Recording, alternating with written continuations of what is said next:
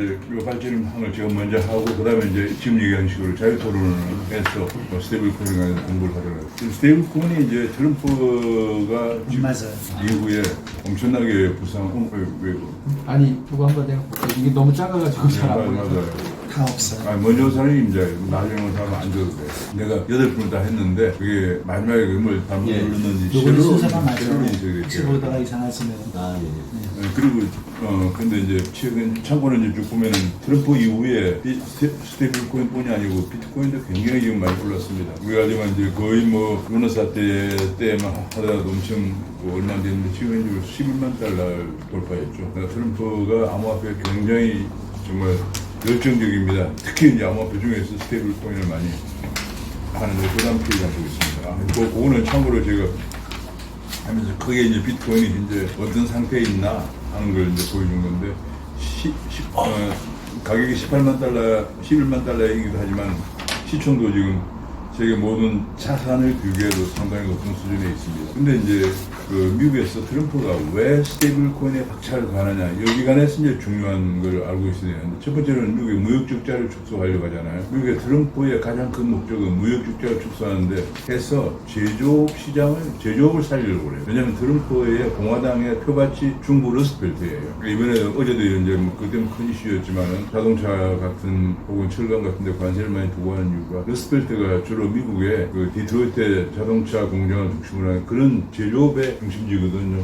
제조업의 중심지이기 때문에 그 제조업을 부흥시키면은 미국에서 그 흑인 저학력 백인 노동자들이 일자리가 생겨요. 그게 굉장히 중요한 건데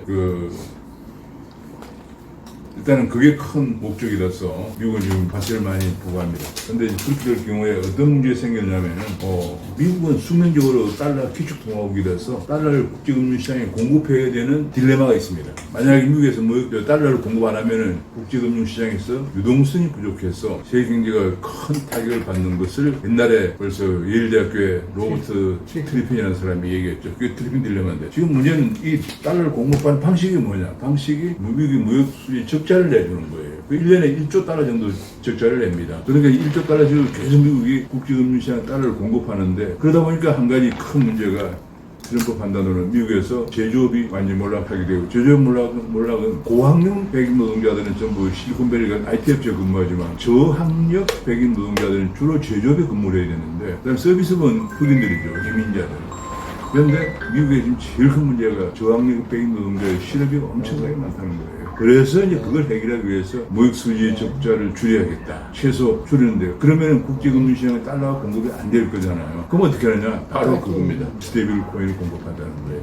달러의 중고, 즉 아까는 달러 베이스인데 달러 중고 스테이블 코인을 공급함으로써 그걸 해결하겠다는 거예요. 그러면 이제 미국은 양수협정이죠. 이제 그 미국 국내에 백인 노동자들의 저학력 백인 노동자들의 일자리를 만들어주면서 동시에 달러 패권도 유지하겠다 하는 그런 엄청난 주제고 두 번째로는 이제 제가 얘기했었지만 미국의 국가 부채가 지금 GDP의 120% 지금 현재 국가 부채가 37조 달러까지 올라가 있습니다. 미국의 대체로 GDP가 30조 달러 정도 되기 때문에 GDP 120달러 이거는 2차 대전 이후 최대입니다. 2차 대전이 전비를 많이 써가지고 1946년에 119% 정도가 높았고 그 후에 쭉 하락해가지고 레이건 때 공화당의 레이건 때 작은 정부를 구현하면서 30%까지 하락한 적이 있어요. 그런데 점점 올라가서 이제 120% 이게 지속이 불가능합니다. 이 상태로는. 그래서 트럼프가 생각한 게 뭐냐? 아까 무역수지 적자 축소하고 마찬가지로 국가부채를 미국은 그래서 GDP 100%가 넘었으면 상하 양원의 동의를 받아야 재정 출입이 가능합니다. 이 동의를 못 받으면은 언제나 재정 절벽이라고 해서 낮을 피죠. 근데 이걸 계속할 수는 없는 거다. 그래서 한 게 뭐냐? 미국에서 국채를 발행하는 것을 스테이블 코인에 연동시켰어. 스테이블 코인이 국채 중고, 국채 베이스 스테이블 코인을 발행하게 하면 국채 수요가 엄청 늘어나게 되잖아요. 늘어나서 미국에서 국채 발행에 따른 다시 말하면 국가 부채에 따른 문제가 해결될 수 있다는 이게 그냥 우리나라 학자들이 아무도 그 얘기를 하지 않고 그래서 내가 답답해서 이런 얘기를 하는데 미국은 왜 이렇게 노력하느냐 스테이블 코인은 이거는 트럼프는 엄청난 지금 그 주변에 그 연구를 많이 한 사람들이 있어가지고요 그냥 얘기하는 게 아니고 한마디로 미국에서 일자리도 만들어내면서 동시에 달러 패권도 유지하고 동시에 미국의 그 국가 부채 문제도 해결하려고 하는 엄청난 지금 계획이 있는 거예요. 그래서 제가 보기에는 이 미국의 스테이블 코인의 그 활성화 정책은 미룰 수가 없고 이거는 늦출 수가 없는 그런 정책이에요. 우리 이제 거기에 발을 맞춰 나가야 되는 거예요. 근데 그걸 나중에 얘기하겠지만 그걸 계기로 해가지고 지금 중국인 완전히 이제 미국이 달러의 패권이 위축될 것을 전제를 하면서 미국은 위안화 CBDC를 활성화시키려고 애를 씁니다. 그러면 중국 생각은 아시아 지역만이라도 위안화 CBDC로 달러가 많이 이제 줄어드는 걸 이용해서 아시아 지역만이라도 지역 기축통화 패권을 차지하려고 하는 그런 것 때문에 지금 위안화 CBDC를 지금 거의 뭐 결제를 지금 하고 있죠.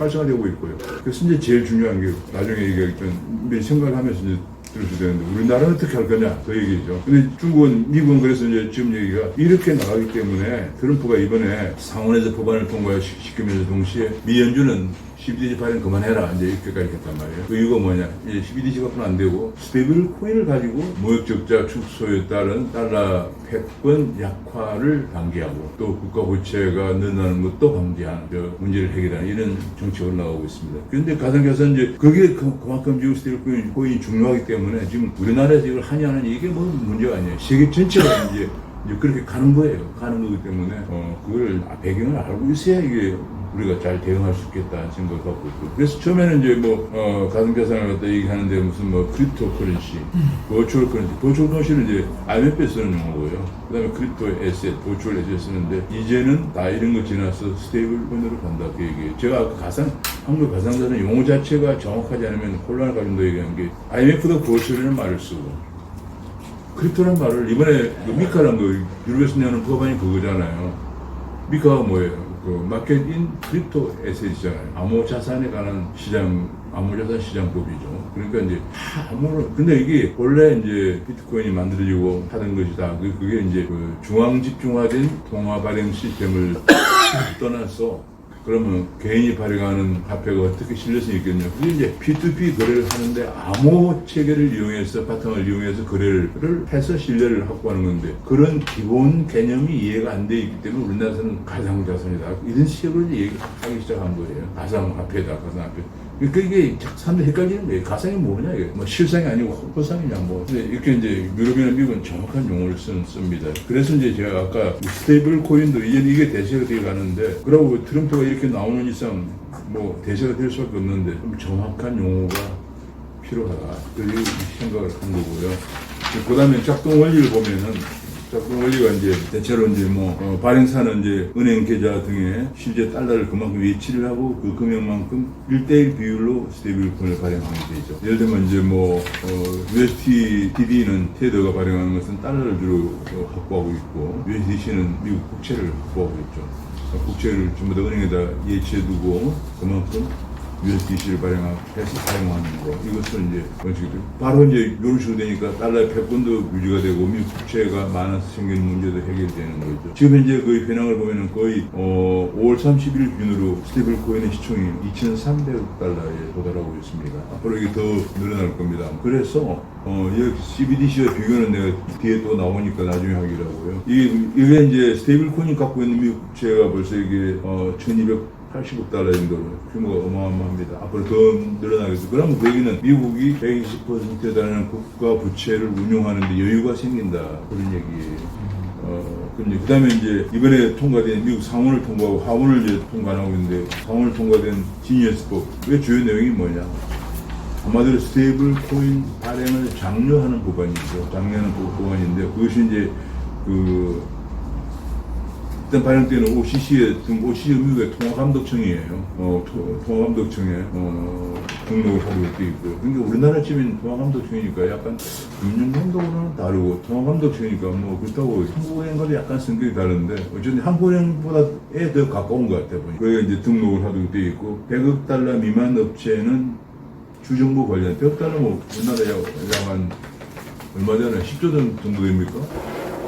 그 정도 규모의 미만 업체는 주정부 관리자들 그렇게 돼 있다고 그래요. 그 다음에 발행량과 같은 규모의 준비금을 1:1로 보유해야 한다 하는 거고 500억 달러 초과 시에는 경제변화 회계감사를 받을 의무가 있다. 이런 식으로 쭉 돼 있습니다. 돼 있어서 그게 가면 앞으로 이제 스테이블 코인을 발행하는 조건이나 이런 것들을 담은 법이 지니어스법입니다. 그리고 이제 제가 한국인 자료를 좀 카피를 했는데 한국인 자료를 보면은 지금 그 비중이 말이죠. 굉장히 테드의 비중이 이제 굉장히 크고 그 다음에 USDC 두 번째가 USDC고 그렇습니다. 근데 지금 현재 거래 수단을 보면은 2025년의 경우에는 스테이블 코인 테드 USDC 비중이 지금 80%가 넘어서고 있어요. 오히려 지금 버파보다 더 많이 거래를 비중이 커지고 있습니다. 그래서 이게 지금 보면 그리고 비트코인의 비중보다 더 훨씬 커져요. 지금 거의 82% 정도를 스테이블 코인이 거래되고 있습니다. 앞으로 이게 그 스테이블 코인이 미래 통화로서 이제 가는 것이 아닌가 싶어요. 그래서 스테이블 코인을 발행하면 제가 늘 궁금했던 게 미국의 서클이라고 제가 한 5, 6년 전에 우리 학교에서 실리콘밸리를 갈 때 제가 그 서클에다가 편지를 보냈었거든요. 우리 학교에서 가도 되느냐고 했었는데 얘들 우리 그때 가지는 못했는데 그때 애들은 좀 핀텍 업체였는데 지금 엄청 커졌거든요. 주가도 엄청 오르고. 근데 이게 이래 되면 이 사람들은 도대체 1대1로 발행하니까 USDC의 가격으로 돈을 버는 건 아니고 USDC를 발행하면서 생기는 주조 차익으로 돈을 버는 거예요. 이게 엄청난 건데 지금 이제 한국인 사람들하고 얘기해보니까 한국 사람들 그래요. 주조 차익은 중앙은행만 갖는 건데 서클같이 개인 민간업체가 주조 차익을 갖게 되면 말이 되느냐 뭐 그런 식으로 얘기를 하는 사람들이 좀 많이 생겼는데 아까 얘기한 대로 우리 영 교수 말씀처럼 영 교수는 그 연구하는 데하고 또 어떤 은행이 이제 해서 만약에 스테이블 코인을 발행하게 되면 가장 큰 이익이 주조 차익이에요. 그건 엄청난 거죠. 그래서 그것을 우리가 주조 차익은 지금 진짜 큰 돈이기 때문에 앞으로 우리 학교들 많이 지원해 주시고 일단 발행이 되면은 내가 서클이 뭘 먹고 사느냐 봤더니 전부 그거예요. 주조 차익이에요. 예를 들면 $100짜리를 발행하면 $100 발행하는데 든 돈이 $10도 안 들어요. 이건 전부 다 프로그램으로 발행하는 거잖아요. 그러니까 거의 발행의 대부분이 주주 차익으로 서클에 떨어지는 거예요. 앞으로 그러니까 우리 박 교수님이나 또 우리 이 교수님도 그런 쪽이 상당히 유망한 앞으로 되지 않겠나 싶어요. 그러다 보니까 한국은 굉장히 이걸 지금 거부반응을 많이 받고 있는 거예요. 근데 이게 보면 미국이 거의 가상자산 거래 수단의 비중이 거의 스테이블 코인, 테더, USDC 등이 80%가 넘고 있네요. 근데 준비 자산을 구성을 보면은 이제 파란색이니까 역시 미국 국채가 제일 많은 것 같아요. 미국 국채 비중이. 지금 거의 $2,500 정도 되는데 미국 국채가 $1,728까지. 미국 국채의 발행 여유가 엄청나게 늘어나고 있다. 이만큼 미국 국채 수요가 늘어나니까. 왜냐하면 미국 국채가 수요가 없는데 미국 국채를 발행하면 미국 국채 금리가 계속 올라가서 미국 경제가 추락할 거잖아요. 그런데 그걸 계속 걱정해서 트럼프가 연준 의장 파월 보고 금리를 내려라 그러는데 이제는 그렇게 안 해도 될 것 같아요. 왜냐하면 이 스테이블 코인을 발행업자들이 미국 국채를 수요하게 되면 그만큼 국제 수요자가 많이 늘어나면서 금리가 더 안정적으로 관리가 되죠. 지금 트럼프 제가 보기에는 우리나라에서 언론들이 말이죠. 잘 알지 못한 언론들이 막 트럼프가 약간 미치광이 비슷하게 날뛴다고 그러는데 트럼프 주변에 있는 사람들이 엄청 연구를 해가 이런 걸 다 전략을 짜고 있는 거예요. 나 이런 전략이 나오는 거 보면서 이 트럼프 주변에 있는 사람 이러한 보고서에 나오잖아요. 네. 근데 내가 조사를 해보니까 트럼프 주변에 제일로 보고서를 많이 내는데 어디냐면 헤리티지 재단인데요. 그 다음에 헤리티지 재단, 그 다음에 아메리칸 엔터프라이즈 인스티튜트, 미국 기업 연구 등등 그런 게 한 서너 개 있는데 되게 제가 놀라는 게 이번에 트럼프 같은 이런 아이디어가 박사들이 한 300명이 달라붙어 연구를 했어요. 그러니까 이런 전략 그냥 나오는 게 아니고 300명의 박사들이 거의 1년 동안 연구해서 이걸 어떻게 우리나라 미국에 극복해 나갈 거냐 하고 나온 전략들이 이런 것들이에요. 근데 지금 우리는 그냥 국회의원 한 사람이 그냥 도서관 대로 저 적당히 드물러서 통과되면 이런 식으로 돼서는 안 되고 그래서 우리 학교 같은 데 연구를 해야 싶어가지고 조만간에 좀 자료를 준비해서 우리나라에 이게 이제 이렇게 할 수밖에 없는 길이기 때문에 좌파 우파 정당을 떠나서 우리나라의 디지털 산업 정책 방향 세미나를 하려고 그래요. 우리가 좀 제시해줘야겠죠. 우리는 미국같이 300명씩 모여서 연구할 형편도 못 되지만 그래도 우리라도 자꾸 이렇게 해야 되지 않겠나 싶어서 그렇게 생각했습니다. 그래서 이제 발행 사례를 보면은 USDT가 이 회사가 엘살바도르에 있더라고요. 깜짝 놀랐어요. 엘살바도르가 중남미에 있는 거잖아요. 지금 때문에 그런가? 엘살바도르에 있고요. 그 다음에 USDC는 이제 미국 델라웨어에 델라웨어 세금이 혜택이 많다 그러더라고요. 그 다음에 유럽법인은 프랑스에 있고, 그 다음에 아비트라고 하는 것도 미국에 있고, 등등 이렇게 싱가포르, 일본도 있고 이렇게 있습니다. 그래서 우리나라도 빨리 이번에 이제 국정기업원회까지 보고가 됐다니까 아주 좀 빨리 제도가 좀 구축이 돼야 되지 않겠나. 거의 이렇기 때문에 스테이블 코인이 미래의 통화가 될 가능성도 커지고 있다. 그 배경은 제가 쭉 좀 설명을 드렸습니다. 근데 뭐 여기 있는 그 다른 사람이 쓰는 걸로 그냥 카피해 봤는데 아까 얘기한 미국에 엄청난 큰 전략이 그려져 있다는 건 잘 파악을 못하고 있더라고요. 그리고 이런 미국의 엄청난 그런 거 안에서는 아까 얘기한 그런 재단이나 연구소에서 연구도 했지만 최근에 바로 그 연구를 받아가지고 미국 연준의 세인트 루이스의 수석 이코노미스트가 그 논문을 하나도 발표했어요. 그러면 이제 요즘 뭐 이렇게 되면 이게 상용화가 많이 될 수밖에 없는 게 해외 송금하는데 지금까지 보통 뭐 2일에서 5일 정도 소요되는데 이건 수분 내지는 수분 이내에다 결정이 된다 그런 얘기예요. 그리고 이제 카테고리 분류하는 법정화폐를 담보하는 것도 있고 가상자산을 담보하는 것도 있고 알고리즘 지난번에 테나 루라 사태로 문의가 됐던 알고리즘에 근거한 것. 이것도 머리가 좀 한국 사람 분명히 누군지 이름이 갑자기 생각 안 나는데. 건도형. 맞아. 그럼 지금 이제 어디 있어? 한국에 어느 나라 한국에? 미국 교도소에 근데 머리 굉장히 좋은 사람인데 제가 그 보니까 머리 엄청 좋은 사람인데 워낙 연준이 제로금리를 가져가 버리기 때문에 그 사람 결국은 피해를 본 거예요. 사실. 미국 스테이블 코인 여기 알고리즘 코인은 금지. 예. 결국은 미국 금리가 제로 상태로 가다가 미국 금리가 갑자기 올라가면서 비트코인 아마 그게 폭락을 하니까 이 시스템이 테라라는 가격을 유지하려면 적당한 루나로 사주고 그랬거든요. 근데 루나로 사주고 갖고 도저히 가격 유지가 안 되는 상황까지 간 거예요. 왜냐면 금리가 제로였다가 갑자기 팍 올라가면서 아마도 가격이 폭락을 제가 첫 페이지에 그림이 있지만 여기 나와 있잖아요. 이렇게 폭락을 하면서 팩이 깨졌지. 유지가 안 된 거예요. 근데 사람이 자신 죄가 있는 건 아니고 도박하려고 그런 것도 아니고 굉장히 머리가 좋은 사람이 알고리즘 베이스로 가격을 하나 설계해서 발행을 했는데 죄라고 하면 많은 사람에게 피해를 주게 했죠. 그 사람이 고의적으로 피해를 끼치거나 나는 그 사람을 내 개인적으로 모르지만 그 테라그런 사태를 읽어보고 하니까 야 이렇게 머리 좋은 사람을 좀 이렇게 좀 아무도 살릴 생각을 하지 않고 전부 다 그냥 기능만 하는 특히 우리나라 언론인들의 분위기. 왜냐면 이게 가상자산이라고 했거든. 그래서 용어가 중요하다는 거예요. 안타까운 생각이 들었습니다. 그런데 지금 현재는 이게 어느 만평 신문에서 제가 가져왔는데 거의 달러가 점령을 하고 있다. 그거는 왜냐면 달러가 거의 99.8% 달러가 점령하고 있거든요. 왜냐면 미국에서 계속 그렇게 정부가 강력하게 정책을 하니까. 근데 미국에서 지금 스테이블 코인의 활용을 늘리는 기업들 해가지고 자체 발행을 검토하고 있는 게 아마존, 월마트, 익스피디아. 근데 익스피디아가 무슨 회사죠? 관광회사입니까? 여행사입니다. 여행사죠. 익스피디아 말 내가 본 것 같아요. 항공권 예약하고. 맞아요. 그거죠. 그 다음에 이제 자체 스테이블 코인 발행회사가 페이팔이 발행을 하고 있고 스테이블 코인 결제 기능을 지원하는 데가 서피파이가 그랩. 이 그랩이 내가 정말 기가 막힌 게 그랩이 우리나라의 옛날에 그 택시 뭐죠? 우버하고 우리나라 우버가 같이 출시됐던 거예요. 그러다가 우리나라에서는 그 타다를 금지시키는 바람에 망했는데 이 그랩이라는 게 거의 같은 시기에 출범했다가 완전히 동남아시아를 다 이제 그랩이 석권을 하게 되면서 엄청난 회사를 커가지고 이게 핀테크 회사를 가요. 그래가지고 KPMG에서 발행하는 매년 올해의 탑 100 핀테크 기업 발표하는데 그랩이 두 번째로 중국의 알리바바 마이뱅크 이 두 번째까지 둔 거예요. 이번에는 스테이블 코인 결제를 지원한다고 합니다. 여기 내가 표관에 길래 가져왔는데 어떻게 하느냐? 그냥 스테이블 코인을 우리가 이제 구매해가지고 스테이블 코인을 전송하면은 바로 앱으로 결제하는 이런 시스템으로 되어 있다 그런 얘기고요. 이거는 이제 여론조사 결과를 나타내는데 한국에서는 스테이블 코인을 어떻게 다 거래하는 목적이 뭐냐 하니까 거의 60%가 코인 거래를 위해서 거래한다. 그런 얘기가 나와 있고, 뭐 크게 중요한 건 아닙니다. 그 다음에 이제 스테이블 코인 발행사가 은행업까지 진출하려고 시도하고 있다. 그런 얘기인데요. 특히 서클이지, 미국 OCC, 아까 OCC가 미국에서 통화감독청이라고 그랬잖아요.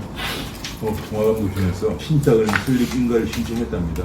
그게 이제 서클이 뭐 완전히 은행까지 진출하려고 하고 있다 그런 얘기고 로빈후드도 뭐 미국에서 이런 증권사까지 진출하고 있고 뭐 등등 굉장히 한국에는 요 밑에 어느 신문에 나온 걸 카페갔는데 한국에도 컨소시엄이 활성화될 걸로 보여지는데 아까 우리 이현우 교수 말씀처럼 이현우 교수님 그 연구 조직하고 다른 은행도 컨소시엄을 구성하는 이게 다양한 컨소시엄 앞으로 이렇게 시도가 되고 있다 이런 걸 예측을 해도 있다. 근데 왜 이거는 한국의 자료인데 한국의 자료를 줬었는데 왜 리스크가 크냐 그거는 이제 많이 했는데 가장 크게 얘기되는 게 금융 불안정성을 지적하고 있더라고요. 금융 시스템 가상자산을 이게 위험이 커지면 금융 시스템으로 전이가 되고 우려가 있다 이렇게 하는 건데 제가 제일 많이 얘기되고 있는 걸 보니까 요 뒤에 표가 하나 있는데 표 좀 보시면 좋아요. 이거는 뭘 걱정하고 있냐 하는 건데 여기 저 뒤에 보면 이거 있어요. 표가 요건데요. 스테이블 코인 금융 안정 관련 잠재 리스크가 한국의 금융 안정 보고서에 나와 있는 거 내가 읽었는데요. 여기 보니까 제일 먼저 한국은행이 걱정하는 게 코인 리스크예요. 만약에 우리가 A 회사, A 코인 발행 회사하고 은행이 서로 아까 그 협력해가지고 원화 기준 스테이블 코인을 발행했을 때 그것이 안정성이 없다. 또 원화를 보유하고 있는 게 만약에 뭐 1조 원을 발행했는데 1조 원을 갖고 있지 않는 것처럼 소문이 나거나 그러면 그걸 팔고 나갈 거잖아요. 팔고 막 나가면서 결국은 코인 런이라고 하는 게 발생한다. 그런 것을 우리를 많이 했더라고요. 그렇게 나중에 금융 시스템을 위험한다. 그 다음에 이제 기술적으로 결제 운영 리스크. 그 다음에 이게 필연적으로 따를 수밖에 없는 게 외환 거래에 관련되는 건데, 만약 우리나라에 이제 원화 베이스, 근데 1,000원 가지고 어떤 회사가 만약에 지금 우리 교수님 그 회사 이름이 뭐죠? 리버벤스. 리버벤스가 1리버벤스를 우리가 1,500원짜리 1,500원 베이스를 만들었다. 가정합시다.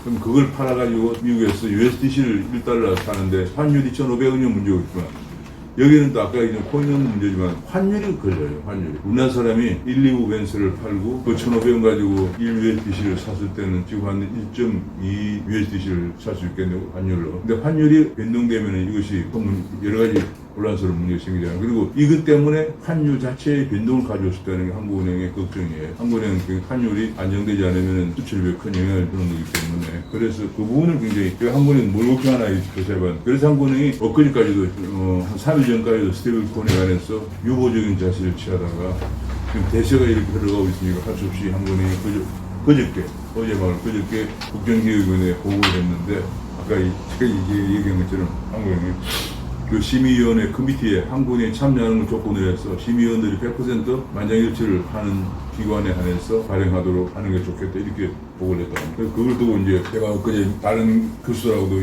인원을 해봤는데 금융하는 교수들인데 한국은행이 안 해주겠다는 거 아니야? 이런 얘기가 많았어요. 왜냐면 만장일치를 해야 되니까 반드시 한국은행이 최종 통과를 오케이 해야 발행할 수 있고 하도록 한다는 것이 결국은 안 하겠다는 얘기 아니냐 이런 얘기인데 조금 전에 얘기한 거고 제가 그래서 한국은행 금융안정 리스크에 실린 이 자료를 가져왔어요. 한국은행 이런 문제가 한국은행은 결국은 한국은행 반응법상 목표가 뭐냐면 물가 안정과 금융 안정 두 가지예요. 그래서 금융 안정을 훼손할까 봐서 굉장히 우려를 하고 있습니다. 그 다음에 이제 중요한 게 하나가 중국은 그러면 CBDC를 허용을 가지고 동아시아 패권을 장악하려고 하고 있고 한국은 미국은 CBDC를 하지 말고 앞으로는 스테이블 코인을 발행하라고 해서 아마 전 세계적으로 스테이블 코인이 많이 유통이 되는 가운데 한국의 동아시아 지역은 위안화 CBDC가 활성화될 가능성이 큽니다. 그 차이가 뭐냐? 여기 잘 표를 만들어 놨더라고요. CBDC는 미국은 안 하고 중국은 하고 있고 중국은 대신 스테이블 코인을 안 하고 미국은 하고 뭐 이런 식으로 좀 나와 있는데요.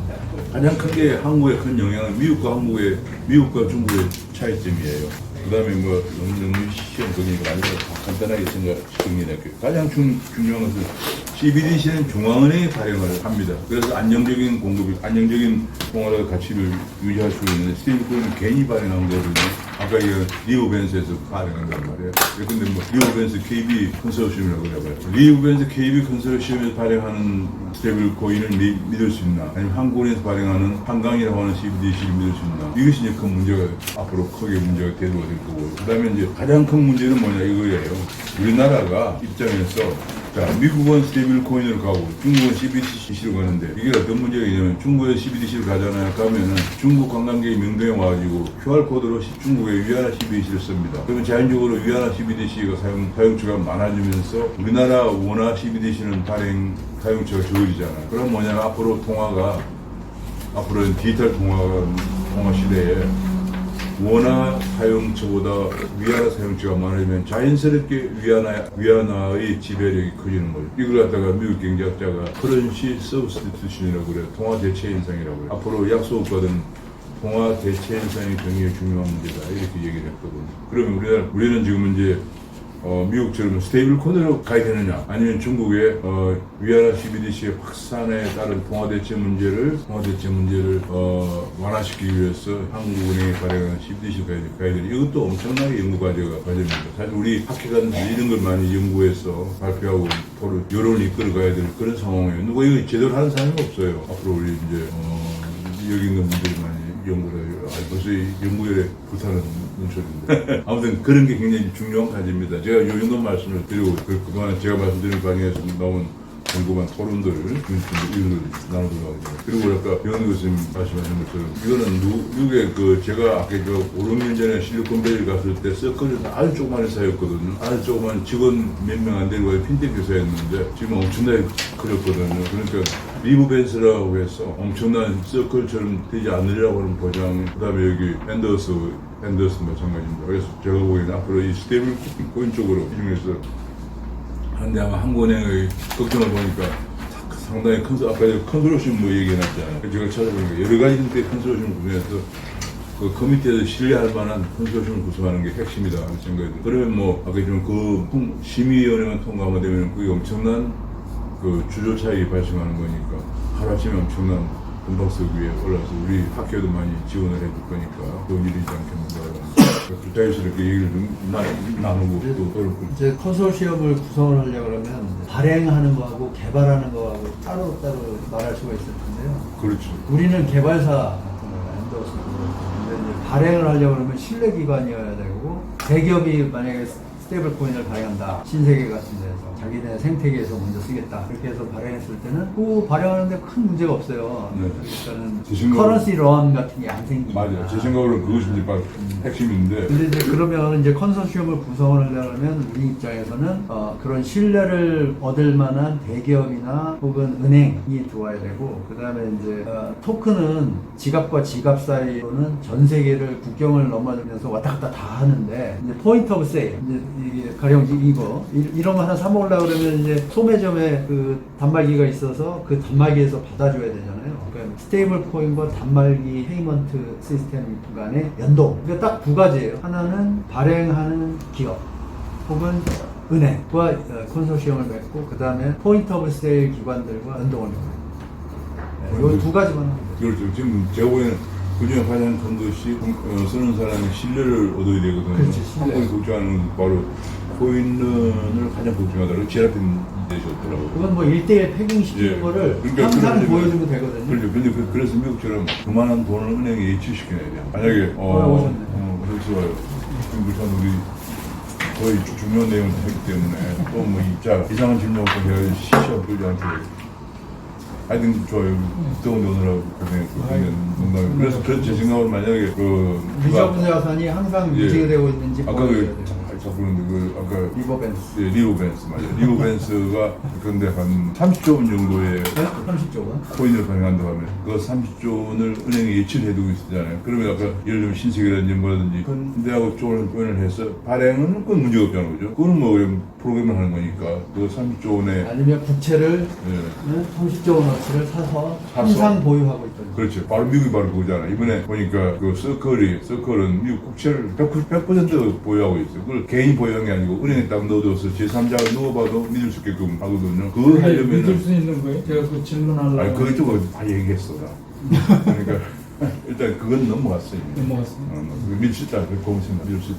나는 예, 없다고. 그래서 그걸 이제 하려면 그런 정도를 보관하고 있어야 되거든요. 보관은 그것이 그 컨소시엄을 구성하는 게 제일로 중요하겠죠. 그냥 컨소시엄 한국에서 이제 이 예시에도 없는데 다양한 형태의 컨소시엄 앞으로 많이 나올 그 전망을 했어요. 이게 이제 지금 아까 얘기하신 그 발행자하고 발행사가 있고 개발사. 우리가 개발자하고 테크 발행자, 기업. 맞아. 개발자 발행자. 그러니까 미국은 아까 법을 보니까 테크 기업이 이렇게 진입하는 거를 좀 어렵게 만들어 놨더라고요. 아까 그래요? 오 회장님 여기 이 발표 자료 보니까 가령 뭐 메타 같은 데서 네. 생태가 워낙 크니까 돈도 많고 그러면 뭐 메타 같은 데서 국채 사가지고 바로 스테이블 코인 발행할 수 있잖아요. 스테이블 그렇죠. 코인 지금 메타가 하려고 하는 거 아니에요? 뭐 하려고 하겠죠. 그런데 이제 의회나 이런 데서는 이제 예전에도 그 뭐였죠 이름 까먹었네. 그 여기 페이스북이 스테이블 코인 만들려고 했었잖아요. 맞아. 그 내는 메타잖아.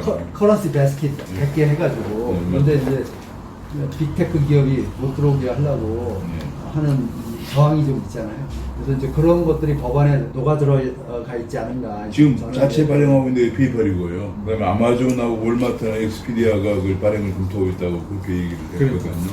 그러니까 결국은 개발자하고 이런 발행자를 구하는 발행자와 발행자를 백업할 수 있는 엄청난 국채 구매 또는 현금 구매력 이것이 굉장히 중요한 포인트가 되겠네요. 그리고 이제 저희 같은 데는 이제 스타트업이니까 스타트업이 진입하기가 좀 용이하게 만들어지기를 원하는 거고요. 제가 오늘 와서 듣고 싶었던 거는 한국은행이나 금융당국이 아까 말한 샌드위치 효과까지 얘기하는데 제가 볼 때는 이게 왜 문제인지를 저는 묻고 싶어요. 코인 리스크가 왜 생기죠? 코인 리스크가 패딩이 깨질 때 패딩이 깨진다는 얘기는 위법한 거죠. 스테이블 코인 리저브 자산을 유지를 안 하는 거죠. 그건 나라가 잘못한 거지 내가. 금융이 은행이 그러니까 이제 아니 이런 거죠. 거기에 코인들이 왜 대해서 생기냐면요. 네. 만약에 예를 들어서 이제 앤더스가 돼봐요. 네. 앤더스가 이제 어디 뭐 발행사하고 발행사가 예를 들면 KB금융이라고 해요. KB금융 아니 제가 발행했다고. 네, 그래. 아니, 그건 돈이 엄청 있어요. 아니, 그거 받았어요. 아니, 돈이 많은 건 알지만 일단 예를 들어서 그냥 KB금융 손잡했다 그래봐. 근데 문제는 일반 소유자들이 이걸 믿지 못하게 돼. 이래 되면 그걸 팔기 시작하죠. 그렇지. 신뢰 문제. 네, 그 문제예요. 아니 팔면은 원래 준비금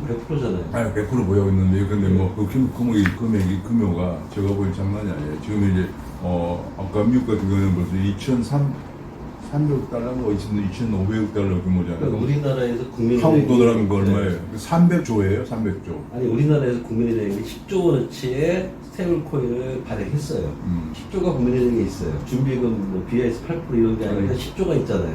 근데 고객들이 그 10조를 다 한꺼번에 찾아갈 수 있으면 110억 원 있으니까 국민은행에서는 자기가 운영하는 그 자산이 서비스하다가 이제 실패했고 나지 그게 무슨 문제가 그건 아니에요. 아니 이게 그게 우리 무슨 문제가 금융 안정을 네. 늘 하는 사람이니까. 제가 지금 이 얘기를- 말씀 드리는 이유는 한국인이나 금융당국에서 문제라고 얘기하는 게 반대를 위한 문제냐 진짜 아니 반대 문제가 문제냐. 아니고 이제 한국은행은 아까 얘기만 하는 법에 이제 물가 안정과 금융 안정 두 개. 네. 금융 안정을 하나의 목표를 갖고 있는 한국은행 입장에서는 그런 걱정을. 그러니까 그 걱정하는 것 중에 코인 리스크를 걱정하는 게 저는 이 코인 리스크가 무슨 쉽게 얘기하면 이런 거예요. 뭐하고 똑같냐면 뱅크런하고 같은 건데 뱅크런은 우리 공부에서 네, 잘 제가 이제 그 부분에 대해서 말씀드리고 싶은 게 이제 미국에서 스테이블 코인 발행하게 하면서 달러 현금으로 보유하게 하고 일정 부분 채권으로 보유하게 예, 국채만 하잖아요. 이제 국채가 지금 이제 제일 문제가 되는 게 장기 국채가 지금 금리가 굉장히 높아지고 있는데 4%. 지금 이제 단기 국채를 발행하게 하는데 금리가 변동이 되면 국채 가격이 떨어지잖아요. 떨어지면 1대1을 맞출 수가 없는 거예요. 내 보유자금 주식 산 것처럼 주가가 떨어진 거예요. 국채 가격이 떨어지니까 1대1이 깨져버리거든. 아니 국채 가격이 아니 잠깐 내가 예. 아니, 그래서 제가- 국채 가격이 떨어지면 총 자산 가치가 1대1을 매칭 해지해 줄다는 게 자산의 오염이 돼가지고 1대1로 상환을 못하게 되는 상황이 되니까 지금이라도 빨리 주가 떨어지기 전에 빠져나오는 것처럼 사람들이 빠져나오게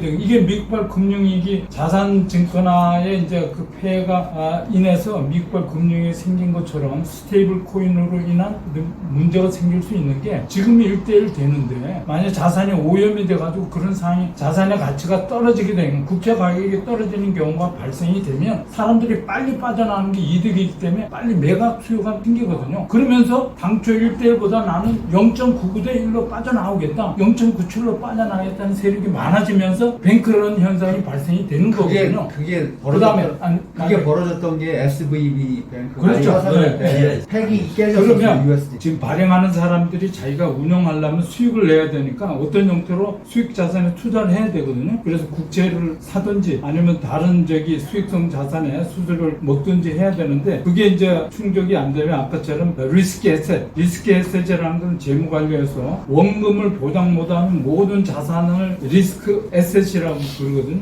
그런 부분에 대해서 가격이 변동으로 인해서 총 보유 자산의 가치가 변동이 되게 되는 그런 리스크를 초래하게 된다. 아니, 그렇게 될 경우 뱅크론이 아니요. 유익발 금융위기로 그러니까 지금 법에 그 리스크 에셋은요. 예.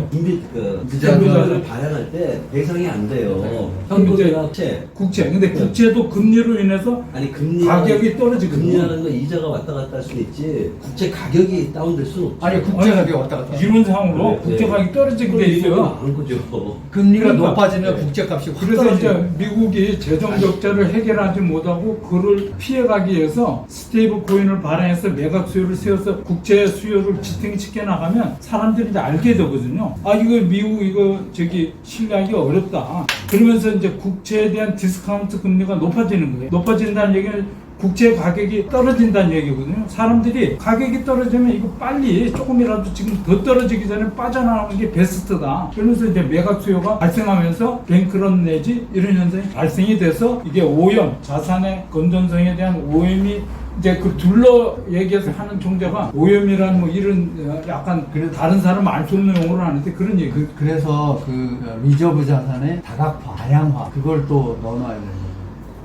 지금 아마- 현재 천재 인정하는 거는 한국과 국채뿐이 없어요. 스테이블코인 같은데 국채 같은 아까 일단 저는 그게 좀 그렇다면 나라가 망한 거지. 미국이라는 나라가 신뢰를 깨는 거기 때문에 금융에 대한 문제고 스테이블코인 때문에 우리나라 코인 리스크가 생긴다는 생각은 저는 아니라고. 현금일 때는 없는데 현금일 때도 없고 자산을 운용하잖아요. 국채를 산다든지. 운용하는 게 그때는 아니라 생길 수 있어요. 운영을 하는 개념이 아니에요. 이자를 받으려고. 삽니다. 이자를 받습니다. 그러니까 근데 이자를 받으려고 그 이자보다 운용이고요. 가격이 더 떨어져. 그 이자 수익이 그 스테이블코인 발행사의 수익이에요. 근데 미국의 신용 등급이 떨어지잖아요. AA 마이너스 뭐 이런 식으로. 근데 더 떨어져. 그러면 국채값이 확 올라가면서 아무도 안 이자를 사려고 하는 감당 거지. 못할 정도로 가격이 떨어지거든요. 왜냐하면 우리가 국채 만기가 길면 길수록 디스카운트 그 폭이 커지기 때문에 금리로 커버 안 되거든요. 그러면은 스테이블코인 발행할 때 법에다가 그걸 명시하면 돼요. 어떻게? 예를 들어가지고 현금만으로 하든지. 그러면 현금으로 운영하는 하면 사람이 발행사가 운영을 돈을 수익이 벌 수가 나지. 없죠. 시스템 운영하는데. 아니 현금을 한다면 현금에 대한 예금이자가 생기죠. 지금 그거 있다 제가 세너리지 효과와 같이 얘기하는데 금융당국에서 또 뭐라고 얘기하냐면 그러니까 스테이블코인을 발행하면서 얘네들이 시너리지 효과를 낸대.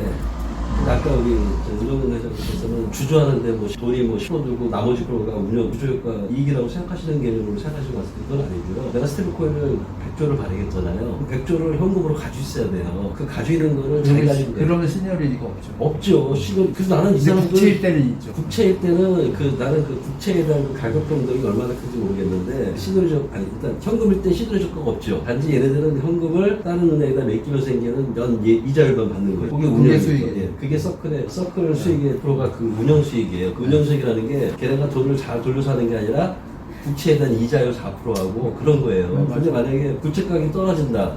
그런 국채 가격이 떨어지는 일이 미국의 역사상 얼마나 떨어졌는지 떨어지는 그 이율이 0.6%인지 2%인지 3%인지 우리 보통 아파트 들고 대출 받을 때 130% 기준으로 대출 채권 받아요. 값은 주식값처럼 올라가는 데리 같아요. 아니 그게 뭐 10% 20%씩 그렇게, 나요. 네. 그러면은 우리가 스테이블코인에 대한 코인론 리스크라든지 이런 걸 없애면은 현금은 100% 국채 같은 경우는 70% 인정해주면 되죠. 그렇게 하면은 한국이 발행하는 국채는 아예 리저브 자산으로 못 쓰게 할 수도 있는 거죠. 아직 한국 같은 경우 미국보다도 신용 등급이 떨어지니까. 아직은 한국 같은 경우는 국채가 늘지 안 늘지 미국 국채가 해당될지 안 될지도 제가 볼 때 아직 결정이 안 나 있어요. 현금 자산 같은 것만 일단 돼 있고 제가 말하는 거는 코인 리스크는 그냥 문제를 너무 과대하게 얘기하는 거예요. 과장하는 거예요. 제가 오버하는 거예요. 그리고 저는 시너리 효과는 없어요. 제가 하는 건 없는 건 이해되셨죠? 없어요. 근데 갑자기 금융당국에서 시너리 효과가 있는데 어떻게 근데 제가 생각할 때는 그 문제는 이거 같아요. 가령 테더사는 100 빌리언 US 달러를 스테이블 코인을 발행했단 말이에요. 네. 그런데 거기에 4% 이자 넣는다 그러면 국채를 사놔서 그러면 100 빌리언의 4%니까 4 빌리언 US 달러가 수익이에요. 예. 근데 영세한 조그만 빌리언 달러, 100 빌리언을 스테이블 코인을 발행을 못할 거 아니에요. 예, 예. 그래서 100 밀리언만 했다고 쳐보자고요. 예. 그러면 4%이자면 4 밀리언밖에 안 돼요. 예. 그러면 40억 원, 50억 원밖에 안 돼요. 그거 갖고 이제 운영이 되느냐 안 되느냐 문제가 생기는 거예요. 그거는 시장에 매겨. 아니 예, 그럴 예, 때는 이제 영세한 예, 데는 예, 아니, 최대한 진흙에 리스크가 좀 큰, 8살 그래서 이에요. 이자가 더 많이 예, 받을 수 있는 8살. 쪽으로 리저브 자산을 운영하려고 한다는 말이에요. 이건 IT 사업이거든요. 고객이 10만 명일 때하고 100만 명일 때하고 네. 운영비는 천천만 명이잖아요. 제가 볼 때는 만약에 조그만 아이템 하면은 허용만 해준다면은 나는 그냥 100억 원어치만 발행하겠어. 그러니까 그것도 100억 이제- 원어치에 대한 스테이블코인 운영하는 거는 연간 사람 둘이면 돼요. 그러니까 둘이서 했을 때는 이제 리스크에 예. 대응을 하지 못할 수도 아니, 있고 서비스가 좋지 않을 수도 그러니까 있으니까 네, 네. 스테이블 코인을 발행하는 규모하고 IT 운영 비용하고 하는 교차점이 생길 거라는 거죠. 아니 근데 예. 그 말씀은 이제 당연히 그런데요. 예. 근데 이제 운영을 잘하는 기업이 있고 못하는 기업이 있는데 뱅크런이 언제 생기냐면 운영을 효율적으로 잘 못하는 기업이 발행을 했는데 그래서 리스크한 에셋을 리저브 자산으로 놨다가 그 값이 탁 폭락할 때 패깅이 깨지면서 이 은행에서 이 스테이블 코인의 뱅크런이 날 거 아니에요. 그럼 여기서 소형 뱅크런이 났는데 얘가 대형으로 옮겨가는 신용 정책처럼 야 스테이블 코인 이상에 여기서 사고 났어 지금 다 빼야 돼 그러면 다 뺀다는 거예요. 그런 게 뱅크런이에요. 아니 저는 그건 책상에서 얘기하는 거고. 아니 그게 책상이 아니죠. 항상 그렇게 일어나는 거죠. 시장에서는 시장에서 이게 뱅크런이 날 때 항상 그렇게 그래서 나는 거예요. 제일 약한 데서부터 터지는 거예요. 터지는 건 그게 맞아요. 리만 브라더스. 그렇죠. 그거는 리스크, 그러니까 네. 스테이블코인을 발행하는 어셋에 대한 네. 리스크 어셋에 대한 확률에 대한 게 싸움이라고 저는 생각해요. 그럼 제가 하나 물어볼게요. 국채가 그렇게 리스크한 어셋이에요? 그럴 때가 있죠. 아니 그럴 때가 있는데 미국 역사상 예. 2008년에도 그랬고 그 다음에 이번에 SB 뱅크가 파산할 때도 국채값이 갑자기 그러면은- 폭락하면서 생긴 거고. 그리고 우리나라 같은 경우는 담보 자산의 가치가 우리나라 같은 경우는 우리나라 국채 포함시키면 안 되죠. 리스크 자산이라고 그러는 거. 그런 게 이제 한국말이 정책 안 돼. 그런 게 이제 정책입니다. 그러니까 그 정책을 이렇게 핀다는 얘기를 가지고 코인 리스크를 너무 내세우면 안 된다는 거예요, 제 얘기는. 그러면은 이제 정책을 이제 만드는 사람 입장에서는 굉장히 자본금을 많이 축적해서 뱅크런이 날 때도 탁 집어넣어갖고 막을 수 있는 기업으로만 하겠다. 원래 이렇게 그게- 할 수도 있는 거예요. 원래 그러면 그게- 스타트업한테 기회가 없어지는 거예요. 아니 원래 저는 워낙에만 스테이블 코인은 스타트업이 진입할 수 있는 시장이 아니고요. 스타트업은 그렇게 다른 거 가져가면은 이제 안 되죠. 아니, 스타트업은 워낙에만 스테이블 코인으로 창출될 수 있는 비즈니스 모델을 창출해야지. 스테이블 코인을 직접 투자하는 거는 저는 스타트업이 해야 될 영역은 아니라고 생각해요. 저는. 뭐 어려운 거예요. 예, 이렇게 예. 단정을 할 수가 그건 뭐- 없으니까. 그래서 저는 이 문제점들이 그리고 결제비 운영 리스크라는 건 또 어떤 문제를 얘기하는 거예요? 저는 이 문제를 가만히 보면은 그러니까 결제는 운영 리스크가 그런 거 아니겠어요? 그러니까 자산 운영을 해야 되고 그 다음에 일단은 해킹 사고가 절대 나면 안 되고 해킹 사고 한 번이라도 나면 그냥 끝장나는 거잖아요. 그 비트코인은 이제 뱅크로 바로 나는 거죠. 은행도 마찬가지죠. 근데 얘는 이제 우리가 5억 정도의 자산을 가진 이제 기업한테도 열어준다 그랬으니까. 제가 이제 여쭤 듣고 싶은 거는 과연 이게 과연 정말 문제냐. 근데 이 경제학자들은 문제를 보는 것 같은데 제가 여태껏 경험을 했을 때는